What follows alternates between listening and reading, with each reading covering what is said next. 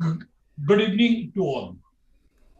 I myself am Mr. Ashish Mira, Director ANMI, and I am hosting today's event along with eminent panel of speakers, including our regulators, that is SEBI.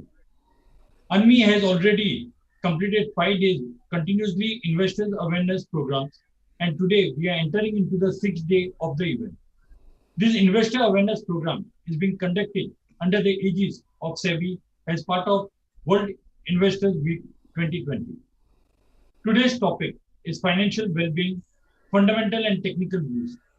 Today, I have with me eminent speakers who are going to share their expert views on the topic. We shall be taking question and answer at the end of the program, if time permits.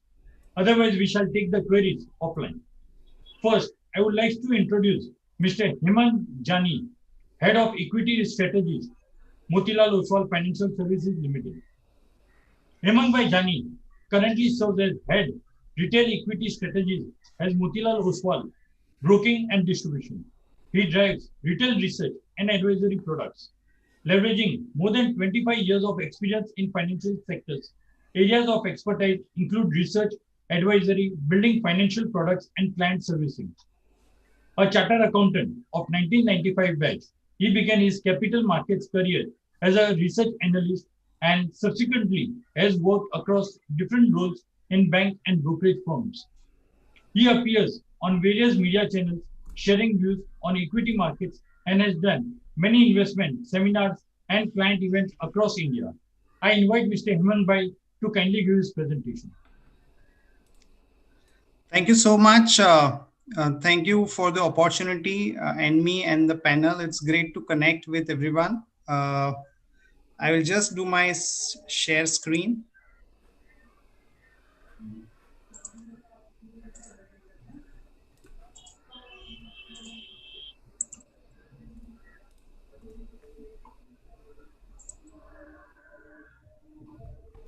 Is the screen visible? Yes, sir. Okay.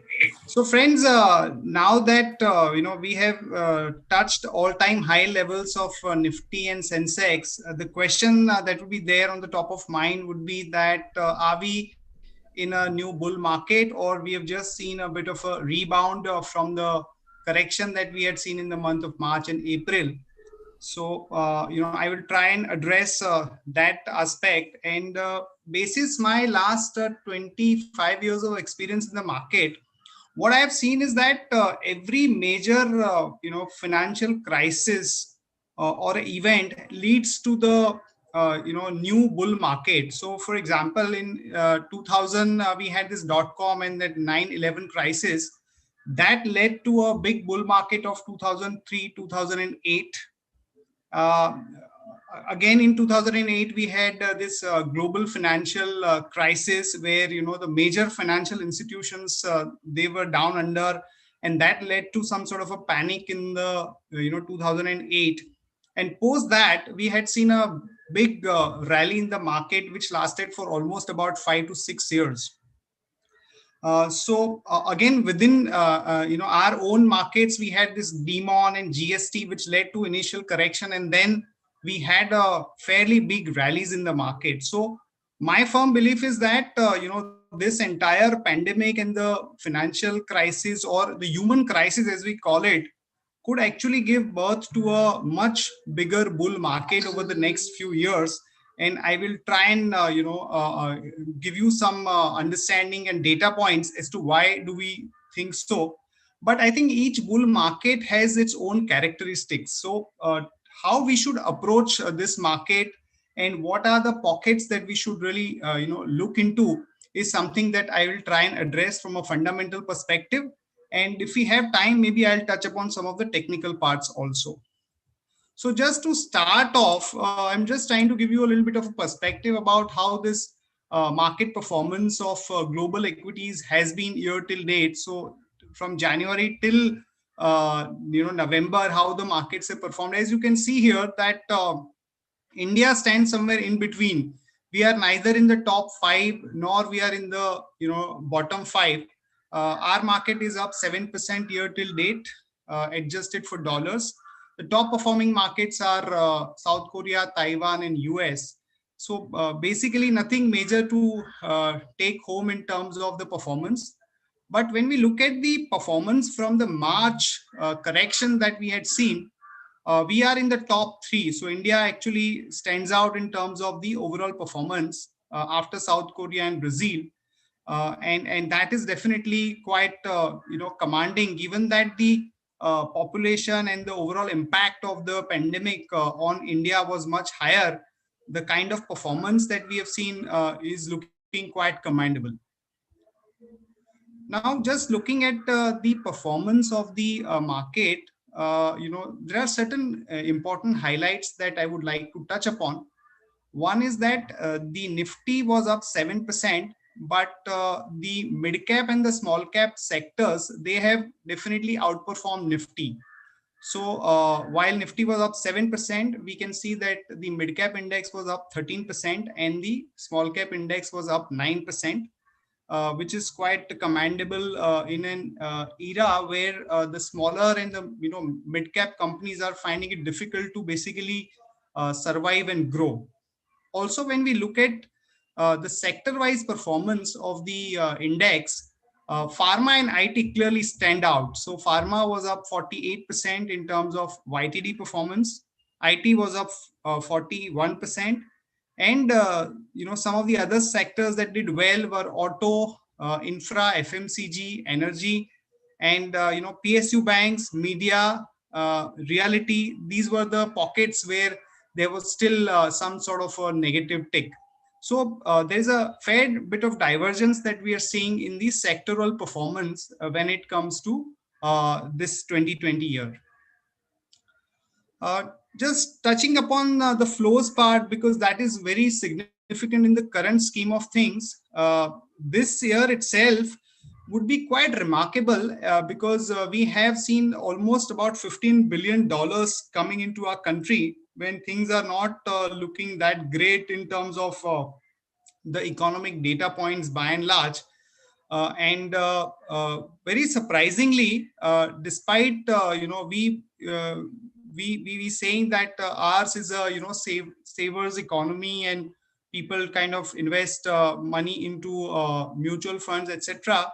When we look at the data points in the last, let's say, particularly 4 months, there has been a net outflow into the domestic mutual funds. So there has been actually a net outflow from the domestic side, and a large part of the inflow that we have seen in the market by FIs had led to the rally in the market. So this is a big divergence that we have seen this year in the market.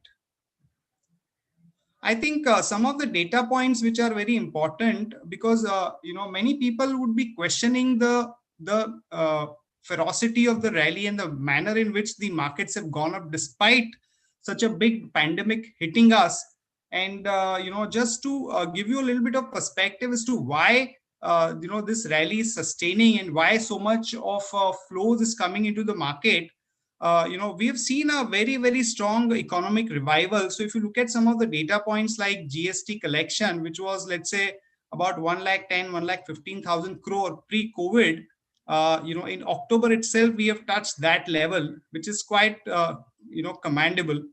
And some of the other data points, like if you look at the manufacturing PMI, we are in fact higher than the pre-COVID level that we had seen at about 58.9 in the month of October. So definitely there is a lot of economic data points which are backing up this revival, and which is leading to a broad comfort for the investors. Also importantly, if you see our forex reserves, we have touched almost about $600 billion, which is quite commendable, because unlike the previous crisis, whether it was 1997 or 2000 or 2008, the remarkable feature was that every time the crisis would hit us, there would be some sort of a plight of capital and our currency would tend to depreciate. Whereas this time around, what has happened is that we have seen our currency remaining pretty strong, and the inflow into our market has been quite staggering at $100 billion. So I think there is a big contrast to this particular stage of the crisis versus what we had seen in the past 20 years. I think one remarkable feature of our markets and economy is that the rural India has seen a phenomenal resilience in the last 1 year, and we can see that either in terms of disbursement or in terms of the kharif sowing, there has been a phenomenal revival that we have seen, and which is the reason why most of the rural based themes have done well, whether it is auto or consumer or very focused agri focused themes, whether it is agri chemicals and even some of the rural focused finance companies, they have managed to do very well. So rural India continues to shine despite such a big crisis hitting us, and has actually helped the economy remain far more resilient at this point of time. So some other data points which we could look at are the auto sales, because auto is a lead indicator, and typically what we have seen is that the revival of any economy, it starts with auto sector. And as we can see here that Maruti actually where we had a zero sales in the month of March, the kind of comeback that we have seen in the subsequent months is pretty commendable. And just to touch upon what the chairman of Maruti had to say very recently in our interaction is that they have a capacity of 1,20,000 units, and they will probably hit almost 100% levels over the next, let's say, few months. So they do not have any further capacity if at all there is a further growth. So that is the kind of indication that is coming in terms of the growth for the auto sector. Similarly, for two-wheelers, you can see here that Hero Motor in this festive season touched almost 800,000 units at a wholesale level, and even at the retail level, the month-on-month trend has been quite commendable. So basically, auto sector indicates that the economic revival is pretty strong. It is important to note is that some part of this growth that we are seeing right now could be a pent-up demand, because you didn't have any sales whatsoever in the month of April and May, and since then we have seen such rebound. So there might be a bit of a slowdown, or a growth may be a bit slower over the next couple of months. But looking at the kind of sentiment and the way things are turning around in terms of unlock, I think that auto sector would continue to post a very healthy growth. In terms of the Q2 earnings, I think it's been pretty commendable. I think in the last 5 years that I have been in the market, this is the best earnings season that we have seen. So Nifty versus expectations of a 7% drop, the overall net profit growth was almost about 17%. The margin expansion is quite commendable. So if you look at the EBITDA growth, it is 8%. The PAT growth was 17%. And the EBITDA margin is at 19.8%. So overall, when we look at the company's managements and the commentary or the outlook that they are giving, it is very, very strong. So that is giving a lot of comfort. Just lastly, I would touch upon the valuations part, because some of you would have this concern that the market has run up. So how exactly are we stacked up in terms of valuations? So in terms of market cap to GDP, we are at a long-term average or slightly higher than that, particularly in a year where the GDP is going to contract. So we are at 90% or 0.9 in terms of market cap to GDP, which I don't think is looking quite expensive. In terms of price to earning, we are at about 21 times, where we are going to see a revival, early stage of the economic revival. So 21 times is not an indicator that would suggest that we are very expensive, particularly if we have a 3 to 4 year kind of a growth. So we are looking quite okay in terms of price to earning, and even in terms of price to book, we are at 2.8 times, which is pretty much around the long-term averages. So just touching upon the themes, because I think we have a couple of minutes. So pharma, IT, telecom are the themes that we would like to go with. And I have just mentioned some of the companies that we like: Divi's Lab, Dr. Reddy, Ipca, Alchem. In IT, we have a preference for companies like Infosys, HCL Tech, LTI. Telecom, we like that sector, and there is a contrasting performance. But I think both the companies, Bharti and Reliance, are extremely well placed to take advantage of next 2 to 3 years. And in terms of financials, these are the companies that we like: HDFC Bank, ICICI Bank, State Bank. State Bank, I would like to touch upon that. It is one of the companies where the earnings visibility is looking very strong, and it is available at last 5 years, average valuations. So the risk reward for SBI looks quite commendable.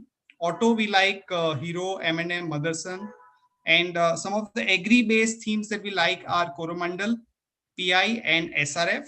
And these are our mid-cap ideas. Tata Consumer, Dabur, Muthoot Finance, ISAC, SBI Life, India Mart, Tata Power, uh, Indian Energy Exchange, Team Lease, Gujarat Gas, Crompton Consumer, and ABFRL.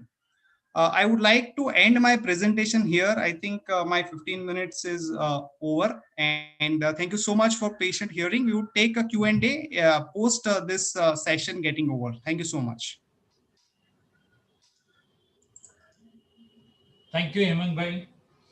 That was a really insight that you have given us how a person should track like FII's inflows, GST, PMI data, forex reserves, and the consumer behavior in rural areas of India, auto sales, company earnings, and the PE ratios. That was really insightful. Well, now I welcome our next speaker, Mr. Vivek Bajaj. Vivek Bajaj is the co-founder of Trident. He has over 15 years of experience in financial markets. He is a chartered accountant, company secretary, and an MBA from IIM Indore. He began his career as an analyst and moved on to create one of the largest derivatives trading desks in Eastern India with over 150 traders and also one of the top algo trading desks in Mumbai. He is passionate about data, technology, and education. For the first 6 years, he has been involved in empowering people with the right learning and analytics in finance through his online ventures, elearnmarkets.com and StockEdge. Today, elearnmarkets.com is the largest financial education platform in India with over 5 lakh learners, and StockEdge has over 1 million users. Please, Mr. Vivek Bajaj. Thank you, Ashish ji. I hope I am audible. Yes, audible. Thank you. Thank you. So I'm going to share my presentation. Thank you, everyone. Thank you, ANMI, for giving this opportunity to me to present a very brief understanding of things related to investor education. As Ashish ji said, that I've been involved in educating investors for the last 6 years. And the idea is to decode this whole art and science behind financial markets so that each retail individual investor can become more independent and more empowered in their individual decision making. I want to start with this slide where I want to register this thought in mind of people that stock market is comparable to any intense sports activity. So if at all someone is thinking of participating in the market either as a trader or as an investor, one has to really understand that it is a combination of skills and temperament which leads you to succeed in stock market. My presentation will be more towards investor education and helping people to understand what goes behind the market. We all know this cricketer, and we all know that why he's so famous and he's so successful, because he's the one who has the perfect combination of skills and temperament, and that is what is needed to succeed in stock market. If you are an intraday trader or a swing trader, or if you want to create wealth in stock market by investing on your own, you need a proper combination of both skill as well as the temperament to succeed in market. Now let me give you a perspective of the kind of research which is done in the market. Before me, the presenter Hemant bhai, he talked about in the current scenario how fundamentally things are looking, and he also gave a technical perspective of the market. So let me just decode the art of doing research in financial market. We have heard about these two signs: the fundamental analysis, the technical analysis. The third science which has emerged over last say 4 to 5 years is the sentiment analysis, and I'm going to give you a perspective of all three in my own way. What is fundamental analysis? fundamentally for me means the current market price is assumed to be a wrong price. So either a fundamental analyst will say that the fair price should be lower than the current market price, or the fair price should be higher than the current market price. So either the stock will be undervalued or the stock will be overvalued. Now this art of identifying the fair value, it's a complex art because it is not just the current financials of the company or the intrinsic value in the books of the company, but it is also related to the future estimates or future earning potential of the company. As Hemang Bhai was talking about, what kind of earning they are looking in Nifty in future and trying to value market based on the future estimated earning of Nifty. So fair value calculation is actually fairly complex task. For me, if I have to classify fair value, I will say that there are two components of fair value. One is the intrinsic value, which is the bare minimum value of any underlying. It could be a laptop, it could be a stock, it could be gold, anything. There is always a bare minimum intrinsic value of that underlying. And the second component of fair value is the speculative value. And speculative value is driven by liquidity in the system, which is actually generated by demand and supply. So if there are more money in the system and more people want to buy a particular asset, obviously the price will go up. It's not because the utility value of that asset has gone up. It is because the speculative value of that asset has gone up because lot many people want to own that asset. And I guess probably today in equity market globally, we are seeing a massive inflow of liquidity, which is leading to overall assets prices going up.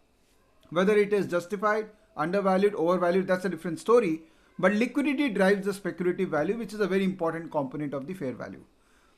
As a technical analyst, I'm sure you must have heard about technicals and trends and indicators. What does a technical analyst do? Technical analyst will always assume that the current market price is the right price. So that's the core difference between fundamental and technical. Technical analysts will never question the current market price. People say that Bhav Bhagwan che. That means whatever price is right now is actually the perfect price and you can't question that price. So what does a technical analyst do?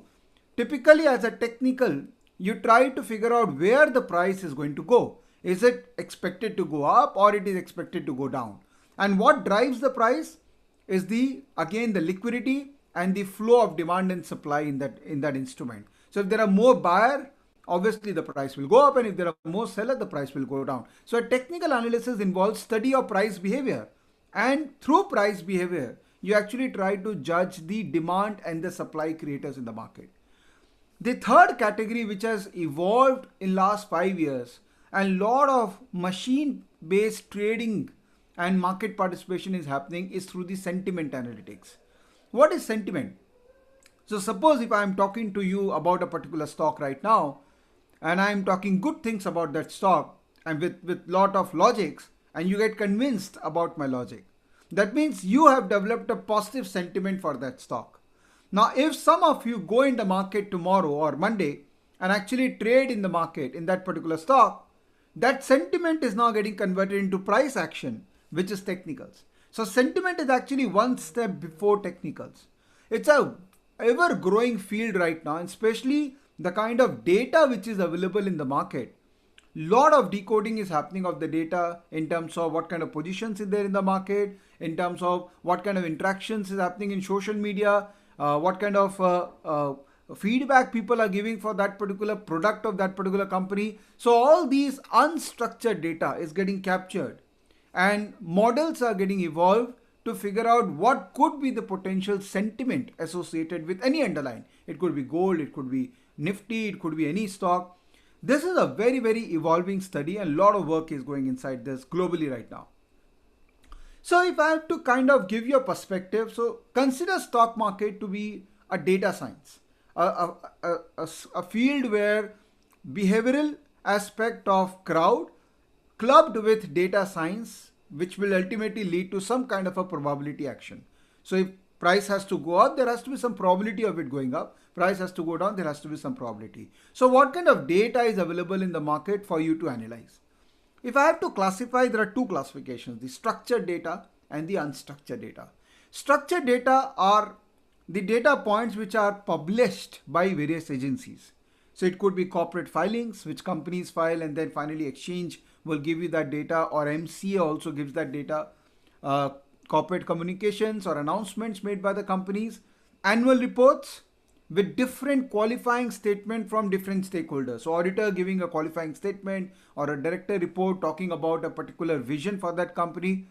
Then market data, which is provided by the exchange. And it is not just the price market data, the volume data, the open interest data, every kind of data which you can get with respect to a company.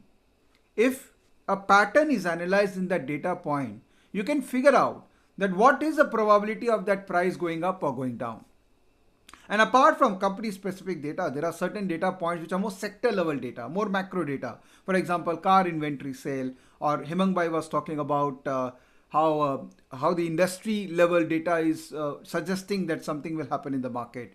These are structured data which is available at multiple sources. And what we have done in Stockage is actually clubbed everything and presented in a very, very nice manner. But the other component of market data is the unstructured data, which has always been there as part of our life. Could be social media interaction, so much interaction happening on WhatsApp groups, on Telegram groups, on Twitter, on Facebook medias. All these interactions ultimately will influence the market, right? Because somewhere some influencer will try to influence the price. Not necessarily for wrong reasons, but there could be an idea sharing happening in social platform, and one need to be alert with those idea sharing. One need to consume those idea sharing as well. Second is the market grapevine, khabar, community input, which has been very embedded part of Indian ecosystem, where we rely a lot on what other people are saying. And then expert opinions, that we have so many experts, registered, SEBI registered experts also, who are giving their views. So you have structured data and unstructured data. And finally, you have to create your own edge in identifying which data point is relevant for you, for what objective. So if you are active trader, there's a different set of data point. If you're a swing trader, different set of data. If you're an investor, you need a different set of data point and different set of community access or unstructured data access from various sources. So if I have to give you a perfect equation for wealth creation in stock market, if you are a retail investor, this is very, very critical for you, that only look at businesses which are within your circle of competence. We will get a lot of ideas from multiple sources. So we have brokers who are doing research, we have experts, we have SEBI registered research advisors, we have investment advisors. So there are multiple people who have opinions on multiple stocks, right? For an individual investors, it is difficult to evaluate each and every stock, no doubt about it. So yes, there are services which you can take from these intermediaries. But the other part is that if you want to be hands-on, and if you want to actually understand things on your own, then better to restrict yourself to few stocks or sectors which are within your circle of competence. And this is what Mr. Warren Buffett also introduced, that beyond your circle of competence, if you invest somewhere, then you will be doing a weaker job in identifying the opportunity. The second point is, in our life, there are influences. There are good influences, bad influences as well. And it's a market, which is a huge, huge marketplace. So there will be all kind of people who will be influencing you.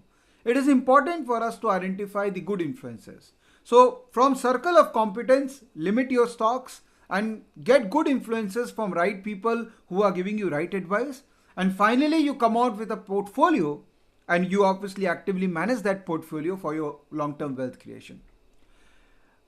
Before I close this, I want to give this rule to all of you, because this is something which I've been promoting very hard. Is if you are a new investor, and I see that there are so many new people coming into the system, thanks to financialization of savings now, people are looking to invest in direct equity also, or trade direct equity, allocating some money away from mutual fund to equity markets. If you are a new investor, this is a model I suggest to you. It's called 10-10-10 model. What is it? I suggest only focus on 10 stocks. Start one stock every month. Okay, so first month you take one stock, then second month take one stock, then third month take one stock. So eventually you'll see coming 10 months, you will have 10 stocks which will be in total control of you. And these 10 stocks over a period of 10 months should be your focus point, because as I said, that it's very important to build that temperament inside the market if you are participating. And temperament only comes if you train your mind to build that temperament. And that will only happen if you follow certain rules. And this is a rule which you can follow. If you are a trader, you can restrict your loss because you are trading. So possibility there may be losses. So you can restrict your loss to 10% of your capital every month, max. You should not go beyond that. Say from day 1 to day 10 of a month, you lost 10% of the capital. You should stay out of the market for the rest of the 20 days. Focus on learning again. Think about it, where you went wrong. Do that post-mortem and come back again on 1st of next month and start once again. This 20 days of post-mortem or introspection will give you better preparation to participate in the market in the next month. Or if you are an investor and you don't want to participate in the market on real-time basis or on active basis, then don't allocate more than 10% of your capital to a particular, more than 10% to any stock. So if suppose the stock price goes up, it reaches 15%, 20% of your overall portfolio, think about some profit booking, because profit is always important to be booked. So if you follow this model, and it's more relevant for new investors. People who are already experienced, seasoned, they understand how to manage it. That's why they are still there in the market. But people who are new in the market, I would suggest plan your journey properly. Both fundamental and technical adds tremendous value to your learning. You have to learn. And then if you follow this journey which I am suggesting to you, I am sure that after 12 months, you will be much aware and much prepared investor in Indian market. Thank you. I'm done with my presentation. If you want to be connected with me, I'm available on Twitter. Feel free to connect with me. Thank you. Thank you, Vivek Bhai. That was a great insights. Thanks for explaining us your different forms of researches, fundamental, technical, and sentiment. Data sciences involving structured data and unstructured data. In today's scenario, we have to be careful about the unstructured data. A perfect wealth creating equation ideas, and thanks for your 10-10-10 rule. It was really a great rules if one sets for himself. Now I welcome Mr. Vishal Gulecha from ICSA Securities. Mr. Vishal Gulecha has the equity business at ICSA Direct. With over 27 years in equity markets, his rich experience has been instrumental in taking ICSA Direct's brokerage business to new heights and maintaining its market leadership. Many innovative and first of their kind products by ICSA Direct, like the Prime plans with e-ATM, offering instant liquidity on selling shares, lifetime prepaid brokerage, features like cloud orders, multi-price orders, price improvement orders, stop loss orders, and such other products. Integrated NRI offerings, along with many more, are the results of insightful thinking. Such products and features have given retail investors at ICSA Direct a different dimension to participate in equity markets. May I invite Vishal Gulecha? Thank you, Ashish ji, for having me on the show, and thankful to ANMI. Vivek and Himang, I mean, they presented very nicely the importance of the financial understanding on the fundamental as well as on technical side. And Vivek stressed upon the need of education and how one should educate before getting into it, and the 10-10 rule.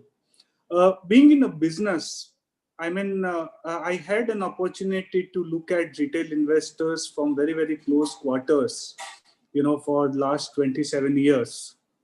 And this has been an experience in itself, that retail investors, I mean, where do they make money and where do they lose money? And what are those common mistakes which they commit, which deprive them from making returns in the market? It's not that people don't believe in fundamentals or they don't believe in technicals. Everyone wants to make money, but there are certain factors which plays a role in our mind, a psychological factor, which actually decides that whether you will end up making money in this market, or again, I mean, you will have small profits and very, very knee-jerk reaction, or big losses piling up in your portfolio. Aditya, I can't see the screen. If you can just look at that aspect, please. Yeah. So as I said that because I was, I have been in the business and not technical analyst or fundamental analyst, the opportunities to analyze customer behavior. So that is what I'm covering in today's short talk. We can move to the next one, Aditya. Yeah, so the investment decision which we make, I would say that the aspects which are involved are, apart from fundamentals and technicals, I mean, those are emotional. What decision we take at a point of time, it depends on many factors: market, fundamentals, technicals, and also what kind of experience we had in the past, and the emotional coefficient which we carry before making an investment. And that is what something which is very clearly reflected in the returns as well. You would have come across many of this, and you can, I mean, correlate your own behavior with all this aspect which you can see on this screen. That what are those, I mean, we do buy and sell basis the news which we hear. This is the stock price. I mean, many a times we develop this psychology that I have understood the price behavior of a particular stock. So at this price to buy and at this price to sell, and that is what, is reflected in the trading or investment pattern. We also, very actively pursue this averaging principle, that if I have bought something at 100 rupees, then every single rupee drop in that stock appears to be an opportunity. And irrespective of the fundamental side, that what is happening in that stock, we don't get too much into those aspects to know that what is the reason for the fall, and we are driven more because of the price fall or the price rise.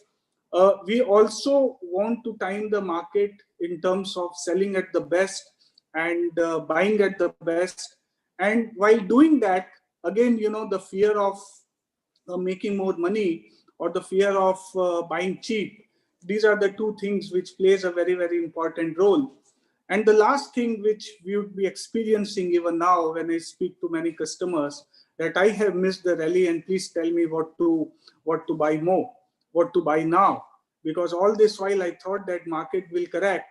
And that is where, a lot of desperate buying or impulse buying which gets in, which makes people buying stocks which may not be at a fair value or at the desired value, which can give a decent appreciation. Time is not much, otherwise we would have spent some time on each and every aspect of this. Aditya, move on.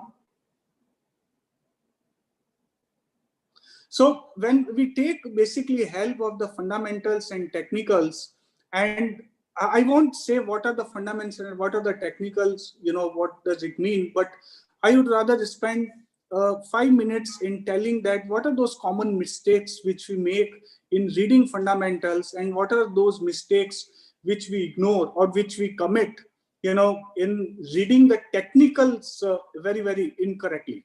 Next one. Yeah, we can skip this. So, I mean, these are the three, four things which you can easily follow. We look at when Hemang was presenting, I mean, he presented few very murky names, and those names which had a very, very growth orientation, demonstrated history of giving returns. But when you look at the returns, or when you look at the valuation of those stocks, you will not find them cheap. I mean, those are valued at the multiple of 20. Those will have higher price, to book. So none of the parameters you will find attractive. But having said that, when you look at the growth aspect of those companies, you will find that these companies have delivered 20-25% kind of a growth in their numbers. In the mean, what I mean is the performance.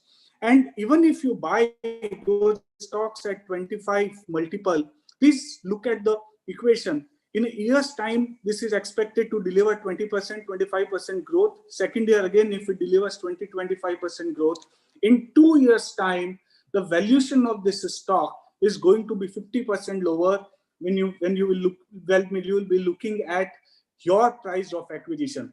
So when we look at the growth stories, the trick there is don't look at multiples too closely. It's, of course, I mean, the valuation is important aspect, but the point which I'm trying to make is those stocks will never come cheap. And where you find very, very attractive multiples, lower price to book, there the growth aspect can be completely missing. So growth stocks will be those stocks where you buy high, but at the same time in a 12 months period, in 24 months period, you will find that the stocks multiples or the valuations have become very, very attractive. The second is the value stock, and at times it becomes a trap, because you want to look at those stocks which are very, very attractively valued. And we often, I look at customers who would be looking at the stocks which are very, very attractively valued in terms of the price to book or in terms of earning per share and the multiples. But what we need to very clearly understand is that the value stock buying strategy should have a growth aspect also into it. It may be a trap that you are buying a stock at an attractive multiple, and you would have seen many stocks available at a very, very good multiple or price to book, but those stocks have not delivered returns, whether the capital in many cases have completely eroded. So value is a very, very attractive or important factor, but how to use it is something which one has to pay attention to.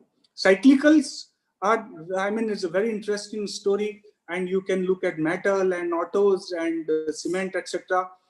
There will be up cycle, there will be down cycles. The equation in cyclicals is that when they are at their lowest price, say in last 12 months or 24 months, at that time, from the valuation perspective or the multiple perspective, they will be at highest.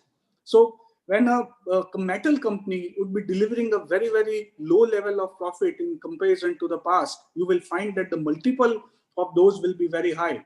So in cyclicals, what we need to see is that whether it is at the bottom of cycle and the cycle is likely to go better, we need to ignore the multiple part and we need to get into it. But when you will see cyclicals, the best of the valuation that those are available at a multiple of 5 and 6, that will be the cycle when perhaps the downturn is likely to start, because they are delivering the best of their ability, and that is where the multiple becomes very, very attractive. So it again becomes a trap that you buy at a high, and then you need to wait for a couple of cycles before you can get a return. High yield is another thing people look at, that which stocks are a high dividend stocks, but it becomes a very, very tricky, because those stocks may not be able to deliver you capital growth. So you may be happy with 4% dividend, but you will find that those stocks have not delivered returns over a period of time. Turnaround stocks, often people make a bet in this, but please understand, we need to understand that we need to have a very, very fine knowledge of that sector, promoter, the company, the ability to turn around also. Otherwise, 10 rupees will become 50 rupees. The chances are slim. 10 rupees will become 2 rupees. The chances are very high. So these are the few things which, I have seen people making or committing few mistakes while picking a fundamental, stocks on the fundamental basis. Next one. Technical is very, very interesting part. And in pandemic, more so in the March and April, we had a period when to pick. The 12,000 level market was, many of the analysts was feeling that it can go up still higher. 11,000, it became very attractive. And many investors put their 50% money, 25% money. 10,000, it was even attractive. And what happened at 10,000, most of the people exhaust their buying power completely. Now, if you look at technicals, a good technical analyst was kept on saying that there's a selling pressure building and market can see new lows. But we don't pay much attention to those signals, right?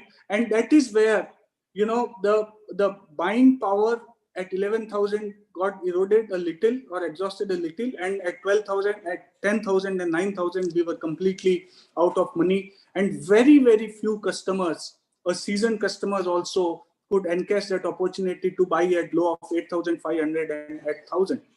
There the technical comes to play, and it tells, that Vivek also covered, what are those pockets where the trend is building up, where large quantities are being picked up, where they see a price quantity action, and there, I'm not technical expert, but the analyst will tell you hundreds of such indicators where very clearly the trend will tell that these are the pockets where a quick movement is likely to happen.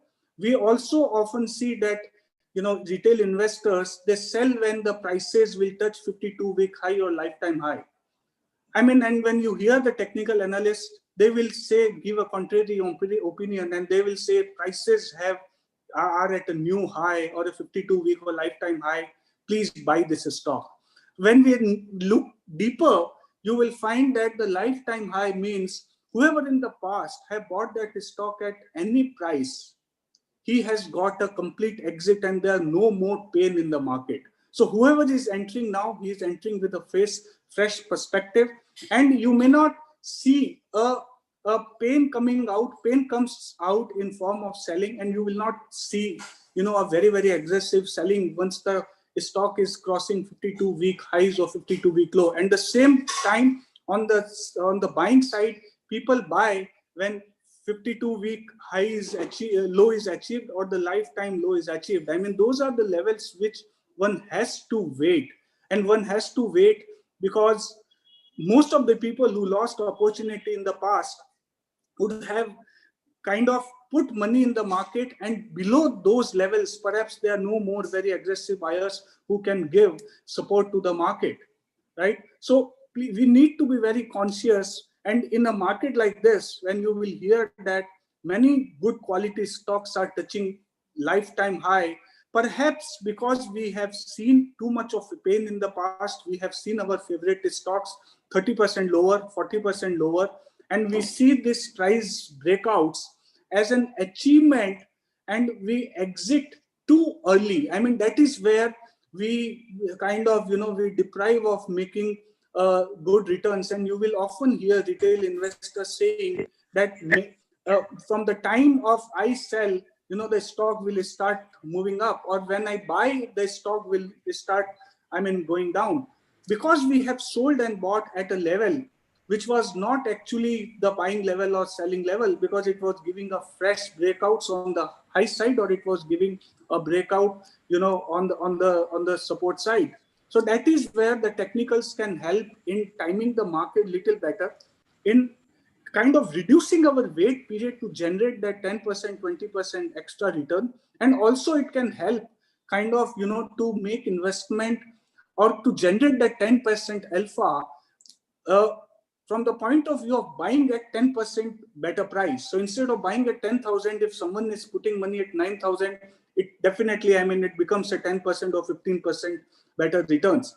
The best strategy in the next slide, I'll say that if you can combine a fundamental and technical together and look at fundamentally good stock and which are technically strong and which are giving a very, very solid technical reasons, you know, to buy or sell, I think that is where you will be able to generate alpha. That is where you will be able to reduce your holding time by 6 months, by 1 year, or by a couple of cycles in the stock. So that is what our recommendation is, that if you want to follow to strategy, please follow fundamental, no doubt. In the next slide, you will see that often, you know, people make mistakes of buying penny stocks, and they assume that 10 rupees will become 20 rupees earlier than 1,000 rupees becoming 2,000 rupees. It has not happened in many stocks in the past.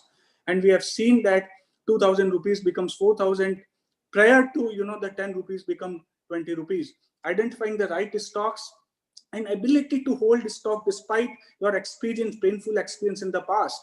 Because there are times when stock starts performing, and that is where, you know, because we have seen too much of a pain, we have felt too much of a pain, we make an exit. So we end up making 10%, 15% return, and we see that the stock in a 6 months time has touched, you know, 50% higher levels. So this is very, very important to know when not to sell a stock, and not to kind of, you know, get satisfied with 10% or 15% return in the market. This market has given phenomenal returns, and we have to give it a right opportunity to perform. So buying right is very important, and at the same time, not selling too early. A good performing stock is a winning strategy. So I think this is all from my side. I have overrun my time by 1 minute. Thank you very much. Well, thank you, Vishal Bhai. Thanks for explaining us the understanding investment profiles, principles, and how emotions impact our investment decisions. Mistakes committed normally by the investors while reading the fundamentals and technicals and the stock picking strategies. Thank you very much. Now I welcome our guest speaker, Sri Krishnanan Raghavan, CGM of SEBI, MBA from Symbiosis Institute of Management Studies, Pune, more than 20 years worked in SEBI, presently CGM of Investor Awareness Division. Prior to that, worked in Market Surveillance and Investigation Department for 10 years, where he handled various high-profile and sensitive market fraud investigation. That is, fraudulent cornering of IPO shares, Ketan Parekh and 2001 market scam investigation, etc.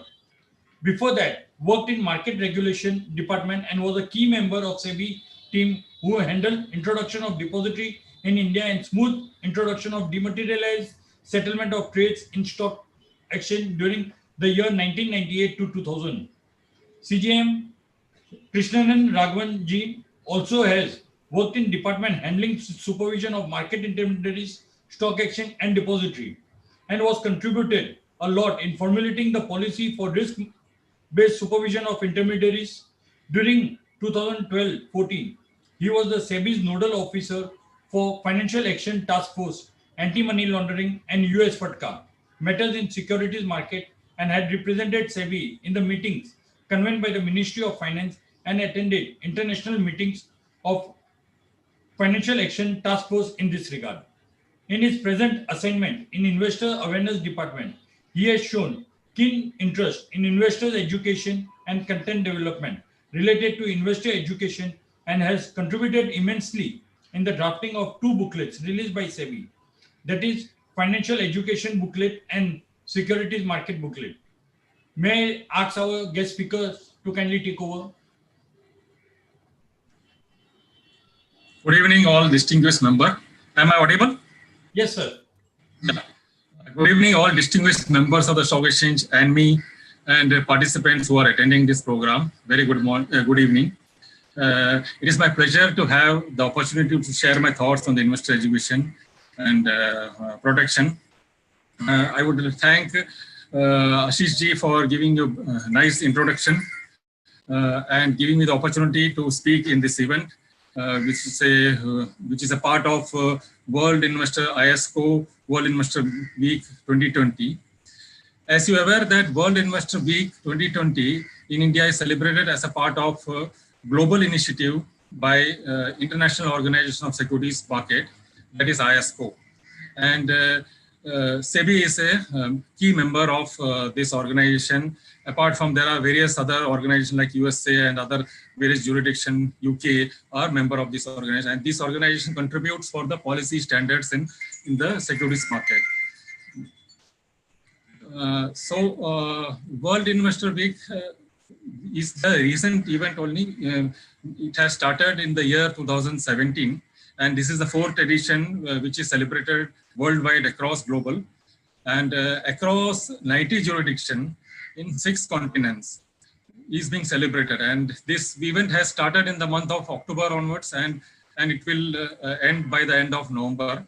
And various jurisdictions, as I said, 90 jurisdictions across 6 continents are celebrating, mainly with the objective to raise the awareness on the investor education. And to resolve our importance and place our importance in the imparting investor education on the part of securities market regulatory SEBI, stock exchanges, and very important on the intermediaries who are directly dealing with the investors. As you are aware, you might be aware that week started 23rd of November, Monday onwards. We had started the celebration. SEBI and MIS together is celebrating this week-long program, and we have launched various initiatives to enhance and improve the investor education so that its delivery and content is improved and investors really understands and the various procedures, to participate in the securities market. For that, we have done a lot of programs along with the stock exchanges, depositories, and also our trainers also, various trainers we have empaneled that they are also conducting various programs. Investors associations also are part of this initiative. During this week, we have also released, I would like to mention that booklet on securities market have been launched on 23rd of November at BSc Convention Hall by our Executive Director, GP Garg. And this booklet is unique in the sense that all the three stock exchanges and 2 depositories and SEBI have come together under the single umbrella and launched the securities market. It's basic understanding of the securities market for the new investors and also for the existing investors. This booklet will be very useful, and it contains a lot of concepts are explained in a very easy to understand language. A lot of pictures have been used, and it is a revised version, which last year this was launched by our whole-time member Mahalingam sir at the same BSc Convention Hall. So I would urge all the members of ANMI and Brokers Association, Brokers Forum to spread this investor education booklet through e-edition. Right now, e-edition is only possible because of COVID pandemic. So I would urge, and also I would request ANMI and Brokers Forum to upload this booklet, e-editions. This is the light version, which I have already shared with Raghavendra, CEO of the ANMI, and you can also share this booklet to your members and also upload in your website. And I would also request all the members, all the stockbrokers, all the depository participants to upload in your website, or even you can send the e-edition to your clients so that this becomes a basic document for the new investor while participating in the securities market. All these events, as you are aware, that strengthen our resolve to give importance for the investor education, which is the basic purpose why we celebrate Investor Week, so that this become a launching pad, this event, and this becomes a way forward for the years to come. And we are happy that ANMI first time and Brokers Forum also joined this event this year, and we are happy that SEBI and they have joined with SEBI and MIS to celebrate this week-long program, and many thanks for that. And Mr. Anup Khandelwalji, I think, is the president. I really thank Anup Khandelwalji to take this initiative for joining this event. Many thanks for that. Just to give the context in which why the investor education is important for the development of the securities market and also for the in turn which develop the Indian economy and for the people of the country, I would refer to the vision of Government of India of becoming a $5 trillion economy. Like Mr. Bajaj on the first day also mentioned that Government of India's main target is $5 trillion economy. However, as you all know, to reach such target and growth, we need large amount of capital. And capital comes from where? Investors, be it a domestic capital or a foreign capital. So that this capital is put to the product use by the companies and thereby the growth in the economy. However, this capital will come only when there is a trust and confidence in the system. So this has been, I think, last 5 days I have been listening. I have had a chance to go through the YouTube version, tape version of ANMI's program for the last 5 days. So main theme, I think, everybody has spoken that trust and the confidence in the securities market is very important for investors to come. And we as a SEBI and stock exchange, and more particularly brokers, depository participants, that is intermediaries who are directly in touch with the clients, play a major role. And we have a lot of expectation that you will live up to that. And your role in the investor education is very important. That is, I mean, when I say investor education, that way you guide the investors investing in the securities market, how you guide, how you advise the investor, advise your clients. So trust and confidence is the hallmark of the investor financial market transaction. This trust will only come if there is a proper conduct by the brokers and intermediaries. Also, way you guide the investors, as I said earlier. so that this kind of investors are able to invest in the securities market. So, like as I said, that we are at the moment because of COVID at a stage where we are emerging from the shock which is caused by the COVID, and many of the companies are gradually emerging from the shock, and Indian economy also emerging from the shock. Our role at this stage is very critical as SEBI, as stock exchange, and as brokers in financial education, so that new investors come for the securities market, so that the companies who are in the need of the finance can mobilize the funds from the investors in a very confidently, and they can put trust in the companies and the brokers, especially the brokers through whom they are dealing. As I look back 25 years, maybe 25 years of my career in the SEBI, I have seen various kind of developments, and also various problems attached, various problems during the securities market, like various 2001 scam and all. So we have traveled a long distance over a period of last 20 years from a systemic type of problem we have addressed, and a lot of developments we have taken place, and we have made securities market a robust and secure place, so that there is trust and confidence, which is the hallmark of the securities market, is ensured. So I feel that there are certain localized problems, like some of the intermediaries are trying to, or instances of complaints where intermediaries have misused the funds of securities. SEBI, even though SEBI has taken such strong action against such localized problem, I would urge the industry body like ANMI and BBF to sensitize your members for the importance of investor education and importance of giving the correct advice and to the clients, so that this kind of confidence is there maintained in the securities market, and they are not swayed by this kind of localized problem which was there in the past. And your conduct of the brokers will be very important in the securities market, and way we handle our domestic clients will define the way we are perceived by the foreign investors, and bringing the capital to the Indian securities market, and which will in turn lead to the $5 trillion economy. So trust and confidence important, and because of which, and this kind of educations and way we guide our investors are very important. And I will not stress more on that. I will end my speech with quote from Mahatma Gandhi in this 158th birth anniversary, that customer is the most important visitor of premises, and he is dependent on us. He is not dependent on us.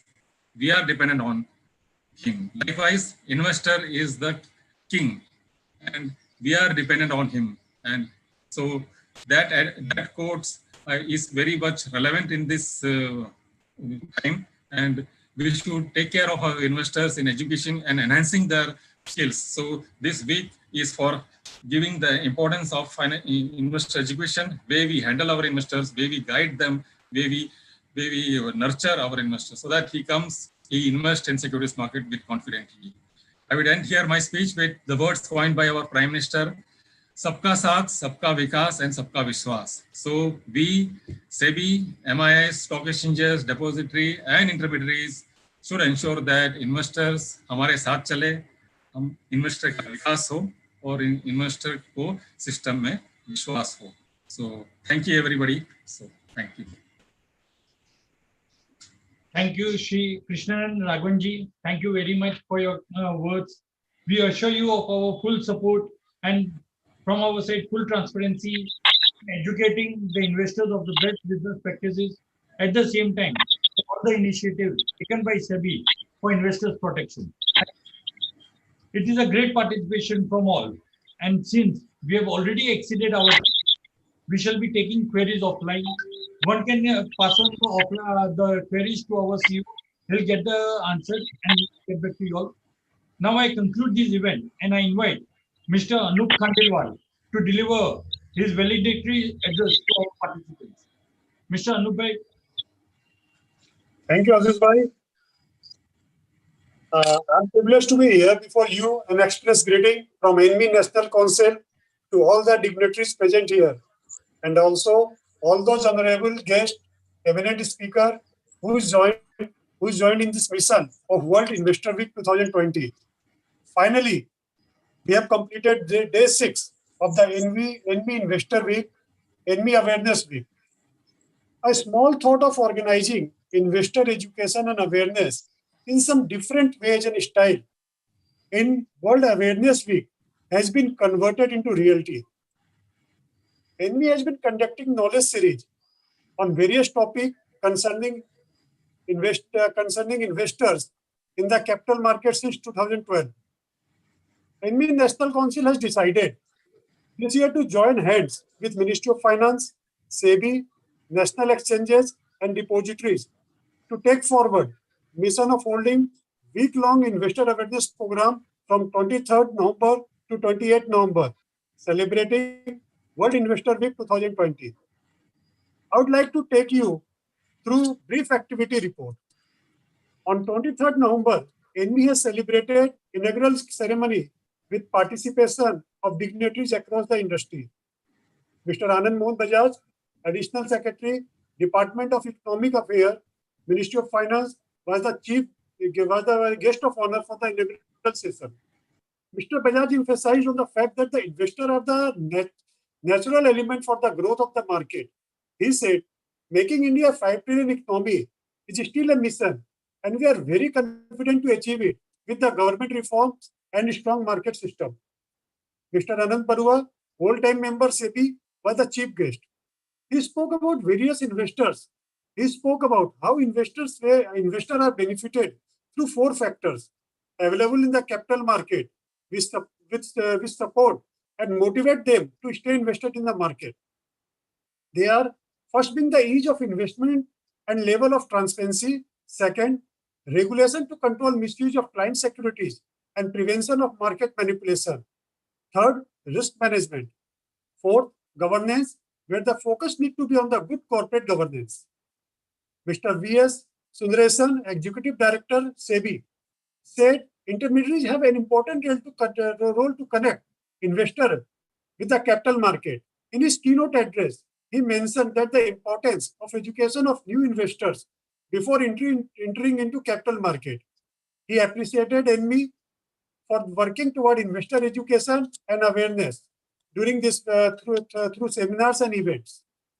Mr. Lyndon Chow, Managing Director, Head of Equity and Post-Trade, Asia Security Industry and Financial Market Association, ASIFMA, was the international guest speaker for the webinar. He spoke about the importance to strengthen capital market through policies and infrastructure.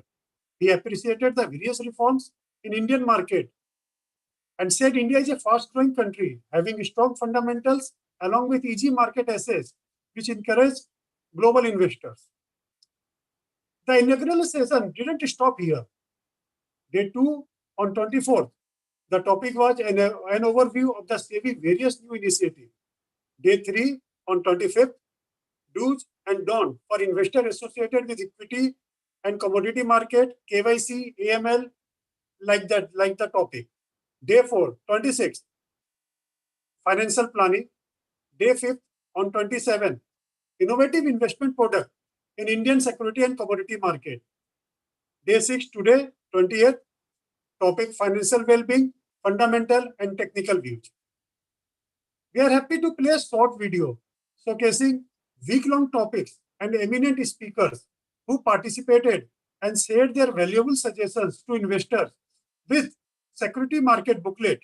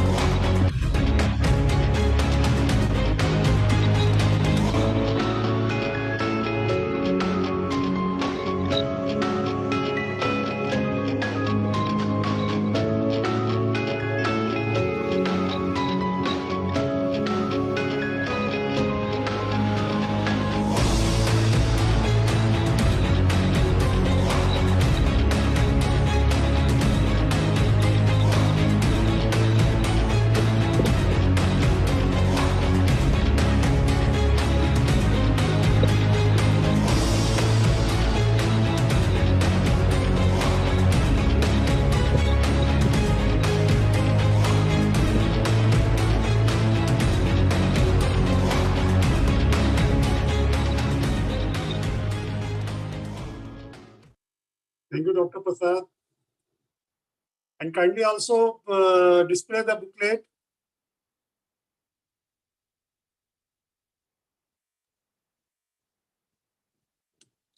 So this is the booklet.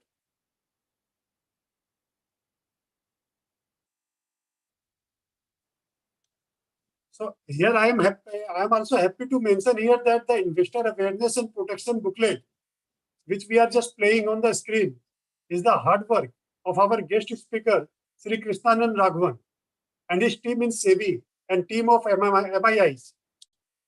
In this regard, ANMI congratulate and thank the effort of Mr. Raghavan and team in bringing forefront education series for the benefit of investors at large. It was indeed a wonderful week with full of knowledge content shared to lakhs of investors across India and abroad.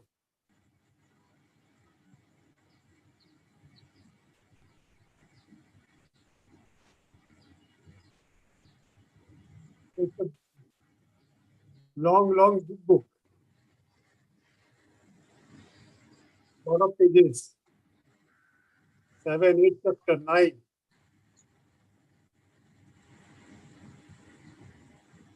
Lot of your effort has been given. It's collectively with stock exchange investor education heads also. Yeah, great. Would this be in one language or should be Hindi and other languages also? Yeah, we are translating in the different languages. Earlier version is available in the 14 languages. So let me continue. Shortly it will be released. So Hindi is already done. And we will be releasing it. We will uploading it. We will share you all the copies. Sure. So, moreover, I am glad to inform you that investors have all that the investors have participated in large numbers, and in our ANMI YouTube channel is reaching around 80,000 watch time minutes, which was viewed by thousands of investors spread across 14 countries. It was really a Herculean task to coordinate with approximately 35 speakers and moderators. Excellent. It has only been possible due to the dedicated passion to achieve and write something new in the ANMI history. This was done with the team led by our CEO, Dr. Raghavendra Prasad. I am really short of words to appreciate the effort put in. At the end, I take this opportunity to thank members of our National Council, dignitaries, and ANMI National Secretariat who made this mission successful and memorable. I will take 2 minutes more. May I now request our CEO, Dr. Prasad, to say a few words, who has been the key driver to fulfill this mission.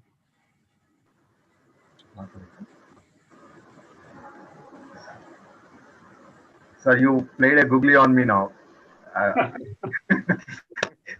So it is a wonderful event with all the great vision you shared, and also we thought of doing it with all pauses, but it all went very smoothly. And it is a national council. The president guidance does the entire team, Pooja, Nisha, Stephen, and also we have the Rinkita. All the entire staff did the entire work with the guidance and suggestions received. And the main driver, I think, if we are missing here, it is Kamlesh Shroffji, who probably might be driving his towards the weekend. So on his behalf, I'll receive the thanks from you, and also thanks for giving us this opportunity to drive the entire week with all the patients and all this. And I'm personally thankful to all the moderators and my directors and all the president, alternate president, and the National Council. Thanks a lot, sir. For technical assistance, Aditya. Thank you. Thank you. Thank you once again to Mr. Krishnanan, Mr. Visalji, Hemanji, and Vivekji. And Asishji. One request, one suggestion I want to make. This kind of events, you can launch, maybe you can continue doing that, and so that the more and more investors are made up, different corners of the India, where that investors have not reached. This kind of concept of securities market has not reached. Okay. So that we can go deeper in the cities and towns of the India. Okay. And we take this securities market in the cities and towns. जरूर sir, उस पर ध्यान रखेंगे और जो भी आपका suggestion रहेगा उसको अपने चैनलाइज करने का पूरा प्रयास करेंगे sir. Yes. Thank you very much. Yeah. Thank you. And we are there to support you. Yeah, thank you, sir. So nice of you. Thank you, Prasad. We are Thank closing this session. Okay, Yeah. we are closing this session now. Thank you. Bye-bye. Thank you. Session is